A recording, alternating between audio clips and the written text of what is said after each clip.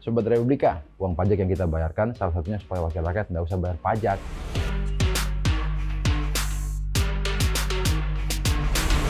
Masih jengkel dengan kenaikan tunjangan wakil rakyat? Kita orang juga. Nah ceritanya, setelah pendapatan atau take home pay anggota wakil rakyat per bulan kini lebih dari 100 juta rupiah.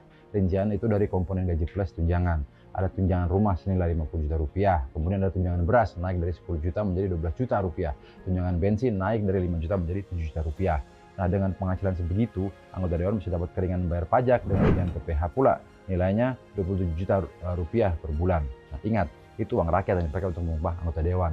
Jadi agak lucu, uang pajak yang kita bayarkan salah satunya supaya wakil rakyat tidak usah bayar pajak. Nah belum lagi dana aspirasi dan dana reses yang mereka terima. Periode lalu dana aspirasi disebut senilai 450 juta yang dibagikan 5 kali dalam setahun. Sedangkan dana reses diberikan sebanyak 8 kali per tahun dengan total 140 juta rupiah. Nah ironisnya, uang banyak buat anggota DPR itu diberikan kepada mereka yang aslinya nggak miskin-miskin amat. Dari penelusuran laporan harta kekayaan penyelenggara negara atau LHKPN, Republika menemukan bahwa anggota DPR yang paling kaya hartanya berentang dari 600 miliar rupiah hingga 2,6 triliun rupiah.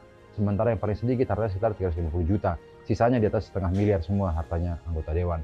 Nah, KPK melansir pada 2021 bahwa rata-rata kekayaan anggota DPR MPR adalah 23,43 miliar rupiah. Atau dicatat menurut KPK saat itu sebanyak 92% LHKPN tidak akurat. Artinya ada banyak harta milik pejabat negara yang nggak dilaporin.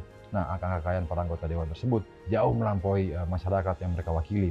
Global Wealth Data Book pada 2022 mencatat median kekayaan penduduk Indonesia sebesar 4.835 dolar Amerika Serikat atau sekitar 73 juta rupiah pada 2021. Nah, rata-rata itu belum mencerminkan ketimpangan kekayaan nih, karena menurut Bank Indonesia, 36% kekayaan seluruh warga Indonesia dikuasai 1% golongan saja. Nah, dengan uang dan upah begitu banyak, tentunya kinerja anggota DPR ini moncer juga dong.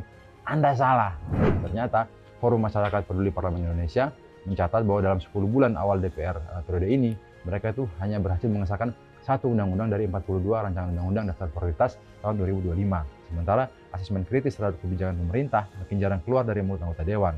Di tengah kegeraman masyarakat belakangan, ada yang bertanyakan bagaimana ceritanya orang-orang bisa duduk di Senayan, bagaimana orang-orang yang kemudian kita kira akan mewakili kita mendapatkan tunjangan sedemikian besar ternyata. Kabarnya kan hasil pilihan rakyat juga. Nah, bahwa yang disebut wakil rakyat ternyata mewakili secara ekonomi mayoritas masyarakat, itu indikasi bahwa ada yang kurang pas dalam kita punya sistem pemilihan umum, mulai dari penyaringan calon di partai politik, kemudian pelolosan mereka di KPU, pengawasan di Bawaslu, hingga ujung-ujungnya bagaimana rakyat menentukan pilihan. Misalnya, siapa yang kemarin nyoblos karena dikasih duit sama calon. Nah, misalkan sekarang ternyata duit yang dikasih itu gak ada apa-apanya dibandingkan tunjangan yang mereka dapatkan.